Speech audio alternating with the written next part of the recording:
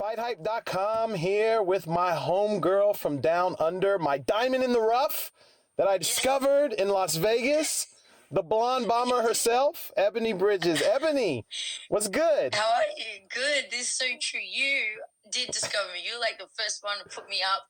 You know, our first video went absolutely viral, and you started it, man. To be fair, I did not discover you. You discovered me. Like, you came up to me and had some questions, and then I was like, "You're a fighter, really?" Yeah. And then the rest is history. Yeah, that's it. And here we are. And here we are. But what's good? What's good? Actually, before we get into like what's going on with your career and the injury and all that good stuff, I have to ask you because we haven't talked since you discovered this new side gig of hustling your socks to fans. What is going on with the sock fetish? Please break that down for me. Explain how that happened.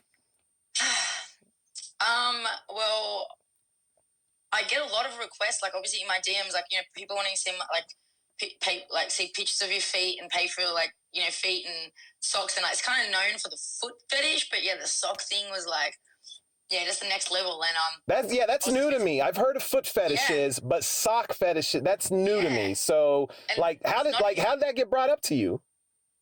Someone just messaged me and just said, do we sell pictures of your socks? And like, can I buy a picture of your socks? And I was like on my feet. Anyways, like I said to my friend, look at these like people like that message me this stuff. Like, how weird are they? Like, she goes, oh, you should just reply back and like just say, yeah, it's like this much. So I did.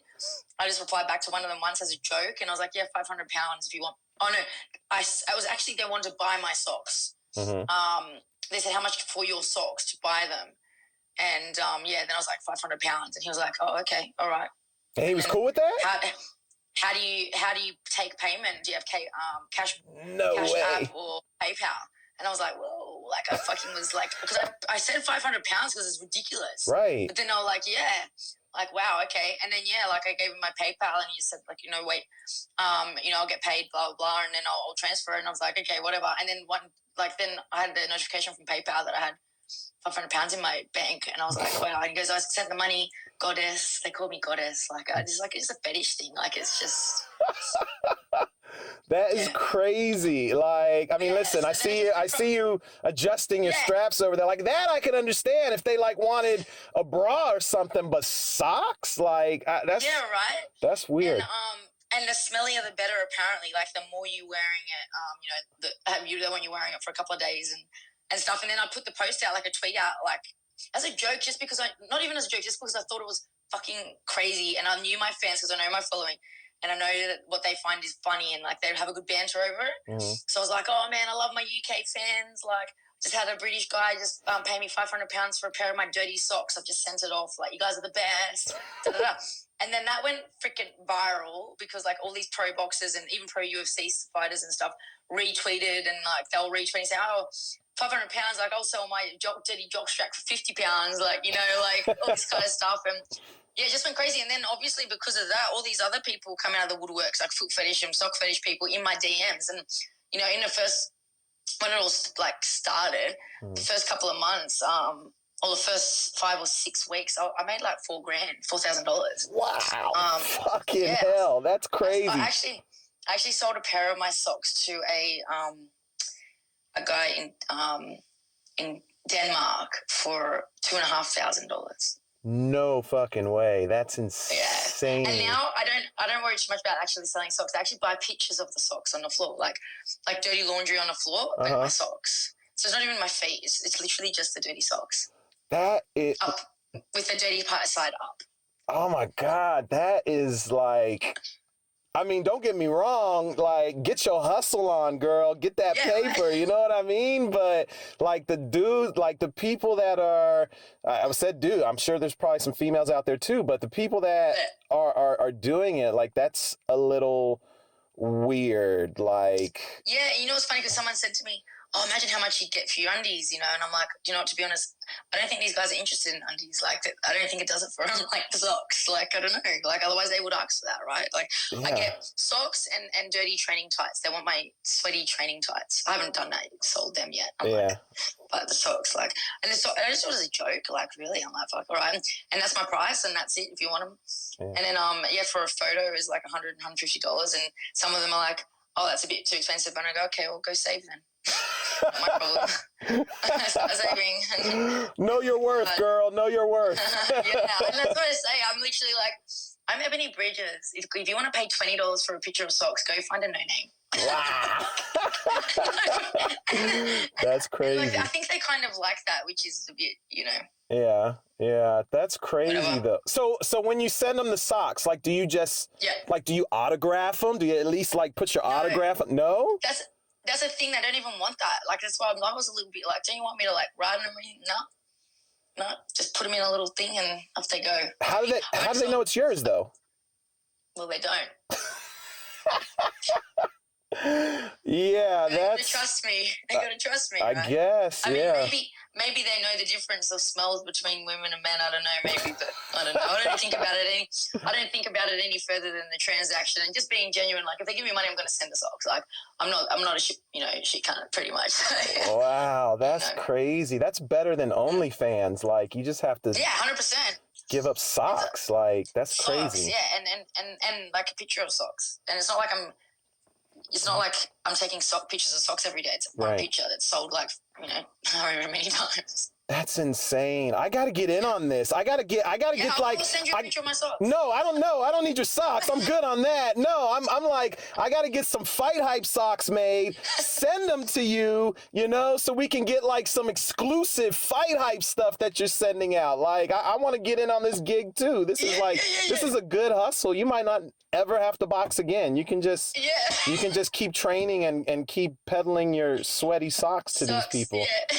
That's insane. Wow. I mean, like I said, I've heard of like foot fetishes and other, but the sock thing, if you go onto Instagram, and like put in hashtag like sock fetish, you'll see heaps of it. And like pages that are just made for people who have dirty sock fetishes. Like, it's crazy. Wow. Yeah. Like, I mean, not that you want to check it out because you want to, but for curiosity, check it out. Hashtag dirty socks or sock fetish, and you'll see so much pictures and shit. You're gonna have to start a separate Instagram page, like Ebanie Socks.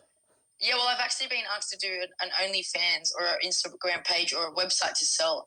I'm like, look, I'm not that serious. Like, if you want to play, just fucking whatever. I'm just a side thing. Like, you guys are coming to me. I'm not going out looking for it. Right. Like, whatever. Right. Yeah. That's wow. That's. Yeah, I mean, I'm sure I could really target, people and make some good cash from it, but I don't have time for that shit.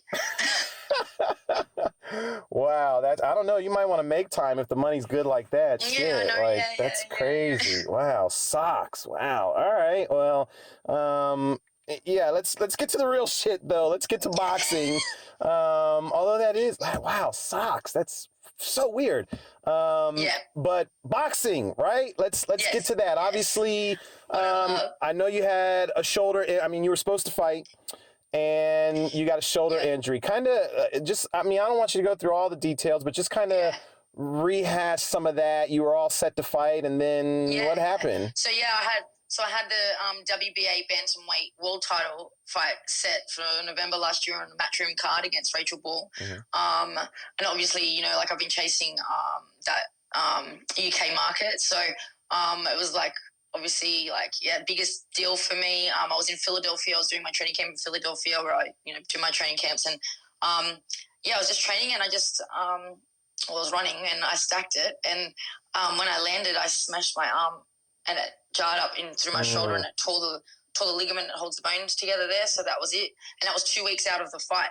And there was no way that I was going to be able to fight with it. I couldn't do anything with my arm. It was literally, I was in a sling for about 3 or 4 weeks. And it was pretty bad. So thank God, no surgery. But I did have to properly rest it for 8 weeks. And even now it's still a little bit, I'm obviously back in full training, but it's definitely not like, my shoulder's 100% perfect, brand new. I have to be very careful with it still. And you can still feel the pain? Or? Oh, yeah.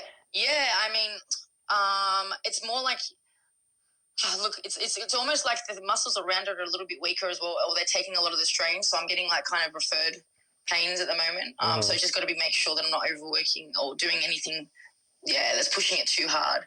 But I mean, I think I'm at a point now in my training. I had a few spars, and then it was a bit, and then so I had to take a little bit time off from it, and now I'm back sparring again, and it seems to be okay. So fingers crossed, and there's no more setbacks with it. And do you think it's a situation where, like, later on down the road, you might, like, I know a lot of fighters, they get, injuries, and they still have to fight with bad shoulders, bad knees, and stuff like that. But, like, down the road, do you think you might have to get some surgery on it, or? No, I don't think so. Unless it gets a lot worse, like tears again, but I don't think so.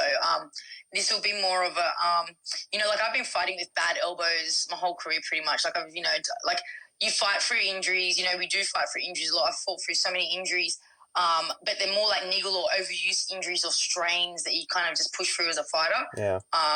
But that was obviously very acute. Like the bone's now popped up like that and it stays like that. My collarbone's like raised and it's going to stay like that now because that ligament tore that holds it down. So, I mean, it was pretty serious, but I don't know. I don't think it's going to, I'm doing enough work. I don't think it's going to be a recurring thing as long as I keep up with all the strength and stuff like that, know, so. Yeah. Ugh, I feel like I'd have more, I would probably have to have more chance of wanting to do surgery on my elbows than my shoulder.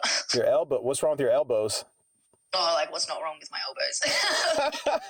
I get cortisone shots in my elbows like every 3 to 4 months. Really? Yeah. You think that's from like lifting? Yeah, definitely from bodybuilding days and also just repetitiveness with the pounding.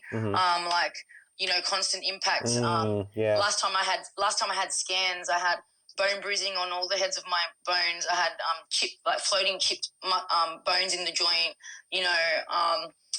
Like a cyst, like torn ligaments and tendonitis and all these kind of things. So yeah, it's just overuse and impact and just getting old. Getting old, yeah. I hit really hard for my little size, my little body. I hit hard, they can't take it. You do, yeah, you do actually. You do hit hard. I don't know if people should check out your Instagram. I know you post a lot of training footage and stuff like that, so they should check out your Instagram page. Yeah, contrary to people's beliefs, you're not on there, posting a bunch of bikini pics and. No, actually, I'm very sorry, guys, to let you down, but there's no bikini photos on my Instagram. I mean, there's a couple from weigh-ins and stuff, but. Oh yeah, definitely. Yeah, no. It's usually boxing related. But it's all boxing related. I don't think I've seen any like posing by the poolside sexy pic or anything like that. No. Which is actually surprising. Yeah. I'm surprised you don't do more of that. Like. Yeah, I know. You know what? Like Twitter, sometimes I'll put up a little bit of that. Just because Twitter's a little bit for me. My Instagram is more PG. Twitter, my banter and all that kind of stuff. I might put on my story I'll put it's not even, but it's still boxing related because it's always recovery. Like I'm swimming or I'm in the sauna or something like that. It's not like I'm at the beach, right? And here's my ass, right? I don't do that. Yeah. Do you purposely not do that? Do you purposely? Yeah. Really? Yeah, definitely on my Instagram purposely. Yeah, I mean, as you know, I'm a maths teacher. A lot of my students follow me, and it needs to be quite sport specific. Like I can't really just be going on there for that. Like it is. For me, I'm a professional athlete, and I'm also a school teacher, so I've got to be careful. And I don't mind. Anyways, I'm not really into it. I'm not into doing that kind of stuff. I suppose it's much. Yeah, but you could. I mean. Like I know, and you know what it is. I actually really like, for example, some people are always posting bikini photos, always posting they're always half naked or whatever, and that's fine. They can do that. But I mean, you're seeing it all the time. It's the same thing with me. It's like, oh my god, like it's Ebanie's weigh-ins. We get to finally see her, like half naked. True. It's like, when they do see like a picture of me in a bikini, which is very rare. It's like, oh wow, like Ebanie's body, because I don't like they see it through my tight tights and my figure because I wear hugging stuff or a bit of cleavage or whatever. But it's a bit more like, I think it's a bit more of something to look forward to in a sense. And I kind of like that, I think if I'm posting it all day, every day, it's like tits every day, like bum every day. It's the same shit, really. So it's like a treat. Yeah. It's like you're treating them. Yeah, it's like a treat. I'm treating them, exactly. Right. Nothing wrong with that. Nothing wrong with that. And for my next weigh-in, you know, I'll do a little poll, try and get the colors that everyone wants to see me, and, you know, get everyone involved. Yeah. You should start selling that, like your weigh-in outfits. Like that could probably make some good money. I mean, if you're getting 500 pounds for socks, like shit, you can get some good money for that. Is that something that you know? Not that you catch flack from fans or anything like that, but like, do you see other female fighters like throwing shade your way or anything like that? Yeah. Sometimes, yeah. I mean, definitely sometimes, but it's you know, I just put it down to like a jealousy thing, and so I'm not really offended. Like, people just don't get it. I mean, like, what do you want me to do? Like, or potato sack over me? Like, I mean, look, I mean, some people, and also a lot of men, you know, a lot of men who, I don't know, like they're trying to be like male feminists or something like this. And, you know, you can't mix sexy with sport. Like it's a no-no, you know, like why? I don't know why. Let me just be how I want to be and look how I want to look. And, you know, like it's just how it is. But yeah, look, I feel like for the tiny little bit of hate I get for my looks, and that, I think it's not really, doesn't really bother me. Yeah. I think people are used to me now. I think when I first kind of hit the scene, especially the British scene, I think the Americans obviously is different. Americans are so much more, you know, accepting and what do they get it? You know, the Brits are quite conservative. So when they had this blonde girl coming out, you know, the fake boobs and like the lingerie, I was like, wow, like what is going on? Right. What is this girl doing? Like she's not in her match. She's not in the Calvin Klein shorts and like, you know, like sports bra. She's wearing sexy lingerie. She's hot. Yeah. And she's got big bolt-ons. So I don't know about this. Like this is not boxing that I know. Because boxing that you know, everyone, you know, has the stereotype of what female boxers look like, and you know, it's starting to change, so it's good.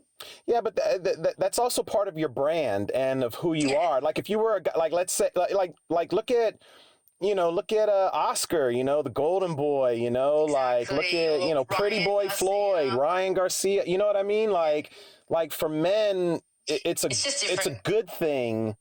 Yeah. But you know, when women do it, it's frowned upon. A lot of people get jealous, and there's people involved. Like it might even be managers or trainers of other women, and it's just that their fighters don't have what I have, unfortunately. Because you're either born with. I mean, I wasn't born with these, but I mean, I was. But you got them. I was born, I got them, and I was born with my looks, you know, and I'm very feminine, and that, and not everyone has that. Not every woman can confidently carry their femininity as well, you know, and be happy and be confident, like that. So it's just, like, well, it's not fair because she's getting where she's getting because of her looks, and I'm like, well, I'm not really actually. I'm fucking grafting, and I'm working really, really hard, and I can actually fight. But I mean, looks help, just like anything that you're trying to sell. If it looks good, of course, people are going to want it.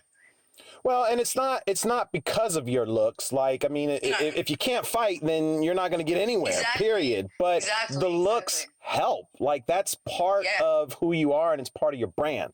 So definitely. And the fact that I fight the way I fight with these looks, like I'm not like an amateur pitter-patter, tappity-tap kind of fighter. I'm like practically, you know, a little blonde Mexican. Like, you know, and I think people get really excited about that because of that style that I fight and the way that I look. Yeah. You know? So it's a bit of everything. Plus, I'm funny. You are funny. You are funny. You are very funny. But no, I mean, seriously, it is a part of your brand, and it helps you stand out. I mean, let's be honest. Like, you're probably the biggest, you know, Australian female name in boxing right now. I mean, I don't know of any other female Australian boxers that I can name other than the Blonde Bomber, Ebanie Bridges, you know? I mean, that's not true. I can think of a couple more, but most casual fans can't, you know? So exactly, yeah. And that's the point, you know? I want to also be that kind of look and that personality that everyone can kind of like love or relate with, you know what I mean? Yeah. Like the casuals, or like people that aren't even into boxing that maybe they want to start watching it or something like that. You know, it's not just like I'm just a one, you know, like a certain, just getting a one certain demographic. Like, you know, I feel like I I can really get all kinds of demographics and all kinds of fans, which I think is important if you want to also become mainstream and if you want to bring more eyes on the sport. Yeah. You know? Yeah. So when you getting back in the ring, you had a title shot, right? Like, yes. Now we don't know what's going on. So what's the scoop? So I'm working on a fight here. Hopefully it'll be getting announced very soon. It's almost a sealed deal. And it will be getting announced soon. It'll be fairly soon. So I'm really excited about that. But until everything's completely finalized, I don't just talk shit. So, I'm a big believer in jinxing things. So there's definitely something coming soon. And I'm looking forward to that announcement. There's some other big things happening following that, obviously with Matchroom and stuff. So I'm looking forward to that as well. Eddie Hearn has promised me, the winner of the WBA between Shannon Courtney and Rachel Ball. And he said that since the injury and since he, because he did want me to have the fight with Rachel, but I wasn't going to be ready because of my injury when he wanted to hold the fight. Right. So what he did is he went and he's going to fight them first. And then me, the winner. So he hasn't left me out, but he's just, pretty much just swapped us all around. We're kind of a little bit of a triangle, us three. Right. So, it's definitely going to happen, and I'm looking forward to that. And I just want to get a few more. For me, it's brilliant because I've been out of the ring for a year, obviously, and unfortunately, and coming back from an injury, it just gives me more time for me to try and get a couple of tune-up fights in and build me towards that, getting that being in my best shape and best abilities for that world title shot. Yeah. So. Which one do you prefer to face? Like, which one are you hoping wins that fight? I'm not too fussed, to be honest. It's like I want to fight either one of them for different kind of reasons. I think Shannon Courtney is an easier fight. To be honest, I think she's not going to be a much easier fight. And that's a bigger fight for the fans. People really want to see that fight. But at the same time, Rachel, she's a friend of mine. I would love to share the ring with her, and that was the original fight. But yeah, Rachel just has that, she's 5'10" or 5'9", and I'm like 5 foot nothing. So it's just that probably a little bit more awkward. But at the same time, it's just really, I don't know what that saying is, half a dozen and something, same, really. Yeah. Is it though? Is it like? Is there bad blood with Shannon? Oh yeah. Definitely, we have a good rivalry that's been built up. It's all me. She doesn't say anything. I think, she did talk shit, and then she realized that when she talks shit, then I start talking shit. She can't handle it. So she shut her mouth. She shut her mouth pretty fast. Wow. And changed the tune. But look, I think that's a fight for the fans, definitely. And I think it'll be an exciting fight because we're quite similar. We're similar height, a bit of a similar style. Obviously closer to a style than 5'9" praying mantis bloody Rachel Ball. Right. But so I think aesthetically it would be a nice sport. Our weigh-ins could be aesthetically nice. Everything about that's a good fight. Two blondes, one bombshell, one not so much, but that's okay. That's cold. That's cold, Ebanie. That's cold. I did request her to, because she wore lingerie. She wore after giving me shit and saying that me wearing lacy lingerie is me being naked and I should go get naked somewhere else because it's a serious sport. Her next weigh-ins, she's decided to go from her dad's undies into some lacy underwear, and I did make a comment. I'm ready to make a comment. Shannon Courtney, really nice lacy underwear. Nice to see that you're following my trend. I hope that you wear some really nice, sexy, lacy lingerie for our weigh-in, so it looks good. Wow. And being her dad's undies. So, let's see. And I remember she did an interview back, I think Cougar Nugs or something or whatever, and she was like, oh, yeah, if she liked them, I'll wear them again. I'm like, oh, you're wearing them again because that's what it's about. And I said that shit.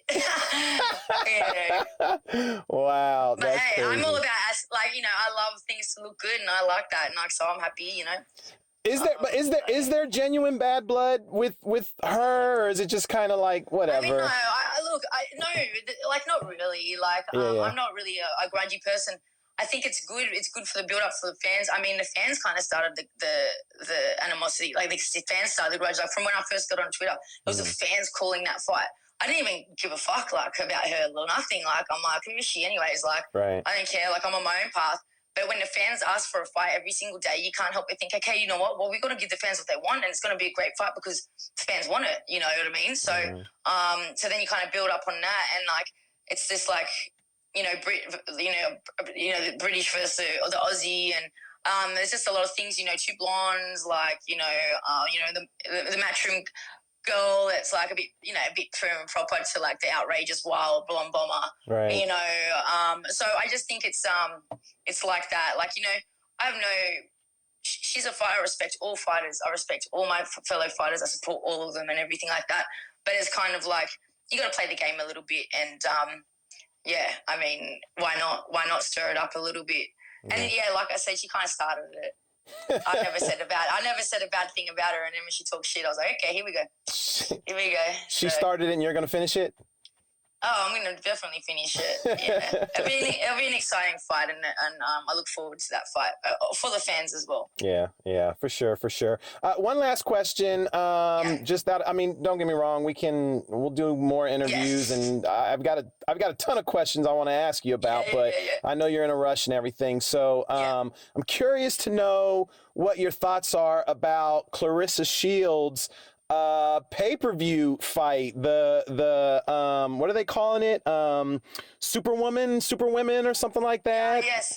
Yeah, it's an all-female card. Now, I know you fought on an all-female card, right? Yeah.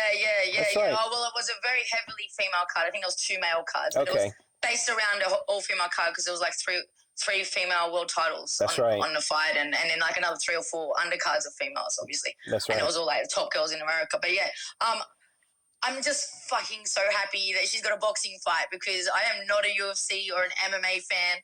And when I saw that she was going to MMA, I was like, no, only because I'm not into it, and I love Claressa. I think she's great for boxing. I think what she does for women's boxing is good. She's skilled.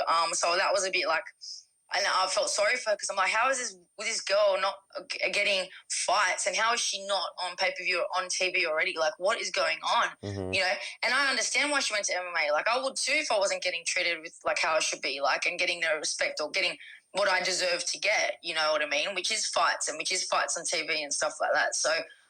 That's what I was going to ask you about. Is what she said about that stuff, about the networks, not being supportive of women's boxing. I mean, do you feel that way too? Definitely in America, yeah, for sure. Like, I mean, you guys they can pretend as much as they want that they're supporting women's boxing, and even the promoters. I mean, I think Lou DiBella is probably the only genuine female promoter that supports females in America. Yeah. I feel like the others are kind of just jumping on a bandwagon because, it's 2020, 2021, they kind of got to. They'll have one female fight. Yeah. 3 fights. I was I just feel like it's not actually like they're going out of their way, say, for example, like an Eddie Hearn or whatever, to really pump these female fights out and show the world women's boxing. They're not. They're just doing it because they kind of have to put it here and there. Similar kind of in Australia as well was like that. You know what I mean? So yeah, I just feel like it's like, and I don't know if Claressa had something to do with making it all female card, because she's being the main event. And if she did, it's very similar to what Mary McGee did with the fight that I fought on. She said, I want to fight for a world title pretty much in my hometown, but if I'm going to fight for it, then I want my girls to be on it as well. I want to showcase women's boxing, and I want to get all of the girls on, so the world or whatever can see women's boxing, and so it's like these girls are supporting the other girls as well, not just looking out for themselves, which is really nice. And I think Claressa is going to obviously bring a lot of eyes to the other girls that are on that fight card because of that. So and I think going over to the MMA helped her as well, like, as if that's not going to open up her network, open up her fan base, open up more eyes on her, because she's going into a different niche where people are going to start looking, and now they might come over to boxing to see her in boxing, which they wouldn't have before, and vice versa. So I think what she did there was very smart. If she still has an MMA fight, brilliant. Like, it's going to be probably good for her career, if anything. Yeah. Just as in the exposure wise and the bigger fan base. But yeah, I am very happy that fight's happening, and that opponent, she's tough, man. She's big and she's tough, and she's very skilled. I think she's Canadian. And I think it's going to be a good fight. Obviously, to see Claressa winning. I think she's really one of the best. And, so I think I just hope that she gets this fight, and I do hope that some big network over in America actually does something. But I don't know how it works. Like, is it her promoter?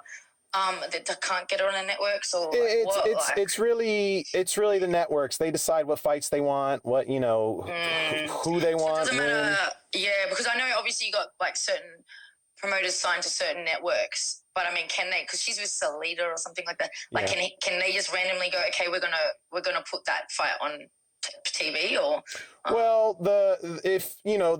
Dimitri Salida would have to go to the network and say, "Hey, I've got this fight," and sell it basically, and then it's up to the networks to decide if they want to do it. Obviously hard, especially in America, is America's competing with so many other sports. Yeah. So, like, you know what I mean? Mm-hmm. Like, you got like boxing, which is probably down here compared to like, your NFL and, all those NBA and all that. Mm-hmm. But then you've got boxing, and then you've got, as much as people don't want to say it's different, it is. Then you got women's boxing. Right. You know what I mean? So it's well, Clarissa's argument is, because at the end of the day, for networks, it's all about, cheeks and seats, eyeballs, and Clarissa's argument is, listen, when I fight, I'm doing better numbers than some of the guys that you have fighting on the network. Especially some of like the undercards and stuff like that. Mm-hmm. Yeah. So I get it. Is that one of the reasons why you kind of went like are going the UK route, is because of that? I mean, half. I went to the UK because I just thought, I saw the fans and I love the UK fans. I think they're crazy boxing fans. You saw the market for your socks over there. Yeah, I did. It's true. Most of them are from Europe. They're all British. But no, honestly, I saw that just how passionate they are, and I thought, wow, these fans are awesome. And then the whole, Eddie Hearn kind of started with some of the goals, and then, I only really attacked the UK market beginning of last year, and it was through that whole COVID where it just so happened that Eddie started pumping out the women's fights. I mean, probably because it was cheaper for him, because women's fights don't cost so much to pay the girls, and you're in COVID, you got no ticket sales, so it makes kind of sense. But in a way, it's, for whatever reason, he decided to do it originally. I think it was supposed to happen, and now it's like, okay, wow, look at these women, So, and I'm happy to be involved in that. I'm happy that whenever anyone talks in the UK about women's boxing and female fighters, my name comes up, even though I'm Australian, and I'm sure that ruffles up a lot of feathers over there. But it's I can't help that who I am and how I am and whatever is something that people like and want to see. So, and I think the fact that I haven't been able to fight, people just want to see me fight. I mean, I haven't fought for a year. Like, people just want to see me fight. I don't have much footage up on my fights on purpose, So, it's just that anticipation which makes it even more so. So, and it's only going to get better with each fight. So, do you think people still doubt if you can fight? Like, do you? Oh, definitely. Really? I don't know why. Yeah, definitely. I know. I mean, it's because of my looks. I swear it's because of my looks. It's why else would they doubt me? I think. Yeah, but if they look at your training clips, like if they look at the stuff you post on Instagram, but a lot of them don't actually know boxing. Like the people that that actually they're casuals. You know what I mean? Like, it's the same people that are saying you should fight Clarissa Shields, or do you think you would look like? I don't think you would beat Katie Taylor. I'm like, yeah, she's fucking 5 divisions heavier than me. Like, what the hell? Like, like when you can beat Katie Taylor, then I'm like, mate, you don't know shit about boxing. Like, just fuck off. Like, you know what I mean? Like, please, fuck off. Like, and it is people that don't know shit, really, usually. And then, or it's just people that just look hard to look behind it. And you got people that look at my record and go, oh, she hasn't fought anyone. Yeah. Like, fuck, I'm 4-0. Like, I mean, go look at Tyson's first 6 fights. Mike Tyson, like, go, like, this is just normal boxing. And men, it usually takes longer for them to build up, I was about to say, in women's boxing, you guys, you start getting real fights quicker, yeah. Mm-hmm. Yeah, we move fast. But, of course, like, the first couple of fights, like, you're a novice coming into a new sport. It's the same thing, like, Yeah. So, yeah, I mean, I just stay in my lane and I know what I'm doing, and I have confidence in myself, and I remain that. And that's why I'm confident. And I'm happy to, sell myself on how I am, because I'm very confident. Yeah. I mean, so, yeah, I'm just looking forward to shocking the world, really, and showing that pretty girls can fight too, and my boobs don't get in the way. They don't get in the... That's actually kind of... Do they not... Is that an advantage, a disadvantage? Like... It's definitely a weight disadvantage, because I've got, like, 2.5 pounds of useless liquor on my chest, which also happens to go on the scales, and it doesn't help me in athletics at all. Right? No, that's true. I mean, that's true. I'm actually really a super fly. Wow, that's crazy. Yeah, no, that's true. I mean, it is a weight disadvantage. No, you do. I mean, I've seen it. I've seen it up close and personal. Yeah. But it's not a disadvantage like when you're actually fighting or anything like that. Like, you know, maybe some extra padding. I mean, Yeah, I mean, I don't like to wear the shields that people put on, like, to protect themselves, because I'm like, I've already got enough there. I don't need any more to, like, make it any more, you know, restricted. So, yeah, I don't wear those chest guards and stuff like that. And, I mean, you just don't even notice it. You don't even notice it. Nah, you don't notice. And it's like like I say, I've always had them, so I don't know any different. If I was flat-chested, started boxing when I was flat-chested, then went and got implants, then I think it would be a big adjustment and it might be hard. But yeah, you'll be off balance and shit. Like, you gotta learn how to walk. It's all I know. Yeah, it's all I know. That's crazy. Yeah. Well, that's what's up. I don't want to focus on the boobs too much, or the socks. It's a bit hard. I know it's the dress. I did, you know, it's my fault. It's my fault. It's always your fault. It's my fault. But it's okay. You know what it is? It's a real test. I like to test people. Like, how good is your concentration? Like, you know, like how far can we push this? Like this, you know. I don't think anyone's going to be listening to what you said in the video. I think they're all just going to be No, that's not true. A lot of people do tune in and they like what you say and everything. But and then a lot of people just put me on mute, and who knows what else. Who knows what else they're doing? Dreaming about your socks. But, is there anything else you want to let I mean, we'll get another one in here soon. I want to get some breakdowns on some fights and stuff like that, but we'll do that later. I love talking boxing. Yeah. I know you love talking boxing. It was a good catch up though. Yeah, it was a good catch up. You know, it's been a while. No, nothing, man. Just, you know, tune in, give me a follow, and follow the journey, because I'm gonna fucking shock the world. I really am, and I'm really looking forward to it. You know, and you know, obviously the fans is what makes the sport. Hit me over on Twitter. You know, Twitter. I love interaction. I love bantering. I love talking with my fans. So, you know, don't be shy. And yeah, just support the journey. And if anyone talks shit, just, you know, remind them. And if anyone wants your socks, you want to throw your Cash App out there? No, I'm just kidding. Yeah. Just hit me up in the DMs, and I say strictly no time wasters. Don't fucking time waste me. If you want my socks, they're there. If not, then fucking don't bother. God damn, Ebony, she ain't bullshitting. She gets right to the business. I'm fucking savage. This is it. That's what's up, Ebony. I appreciate you. We will get another one in and break down some fights. I got some big ones coming up. Yeah, looking forward to it. That's what's up. All right. All right. See ya.